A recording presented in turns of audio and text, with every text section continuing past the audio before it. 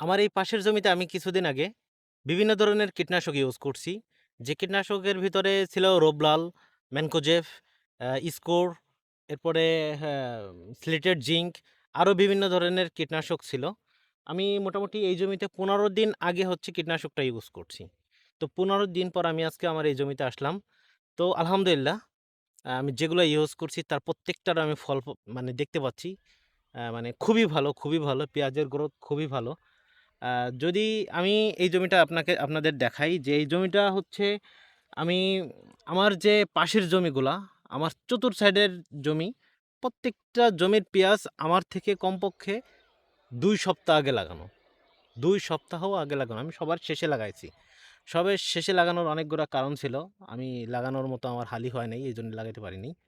তো গড়ে আমি ১৪ থেকে ১৫ দিন পরে লাগাইছি। আমার চারপাশের পেঁয়াজ এটা দেখতেছেন।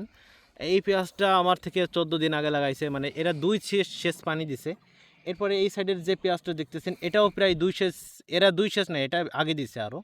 আর এই জমিটা মোটামুটি এরাও ২ সেচ আগে দিচ্ছে। এদের যখন ২ সেচ পানি দেওয়া শেষ, তারপরে হচ্ছে হলো আমি আমার পেঁয়াজটা লাগাই।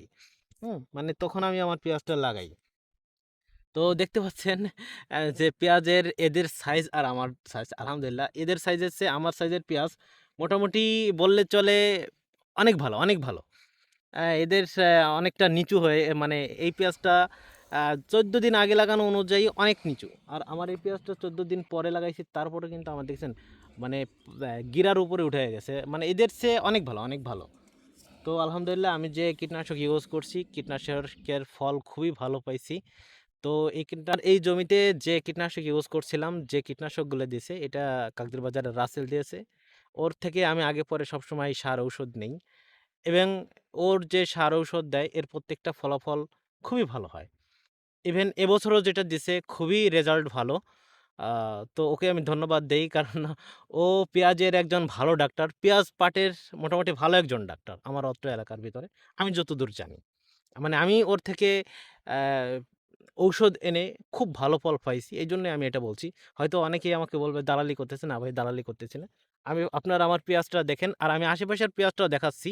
অ্যা যে আমার পেঁয়াজটা এখনো দেখে মনে হইতেছে যেন পেঁয়াজটা এখনো এর যৌবন মানে আরো বাড়বে। এই পেঁয়াজটা আরো বাড়বে। আমি আবারও এই পেঁয়াজটা নিয়ে আমি আবার কিছুদিন পরে আবার আরেকটা ভিডিও দেব। তো পাশের পেঁয়াজগুলা কিন্তু অলরেডি মনে হচ্ছে যেন মাথা পুড়ে গেছে আর বসে গেছে। পেঁয়াজটা আর বড় হবে না। কিন্তু আমার পেঁয়াজটা দেখলে মনে হচ্ছে যেন এই পেঁয়াজটা যেন আরো বড় হবে। হ্যাঁ? কারণ পাতাগুলো এখনো কচি, এখনো নরম ডগা এখনো বের হচ্ছে। হ্যাঁ? ছোট, ছোট পাতা এখনো বের হচ্ছে। মনে হচ্ছে যেন আরো বড় হবে। আর পেঁয়াজের গোড়াগুলো দেখলে মনে হবে যেন মানে এখনো সত্যিই মনে হচ্ছে যেন আরো অনেক মোটা হবে গাছ। গাছ যেমন মোটা হবে আ তেমন মনে করেন যে এখনো ওই গাছের গোড়ায় কিন্তু পেঁয়াজটা বড় হয় নাই। মানে পেঁয়াজের গাছটা এখনো তার মানে পর্যাপ্ত পরিমাণ সে বড় হয় নাই।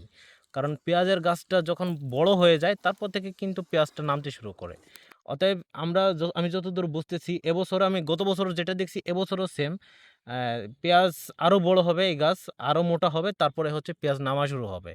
তো আ ধন্যবাদ দেই রাসেলকে। রাসেল যথেষ্ট ভালো ঔষধ আমাকে দেয় প্রতি বছরই। প্রতি বছরের ন্যায় এবছরও দিয়েছে। আ তো আলহামদুলিল্লাহ আমি যে ঔষধগুলা ব্যবহার করছি এর ফল আমি খুবই ভালো পাইছি। খুবই ভালো, খুবই ভালো আলহামদুলিল্লাহ।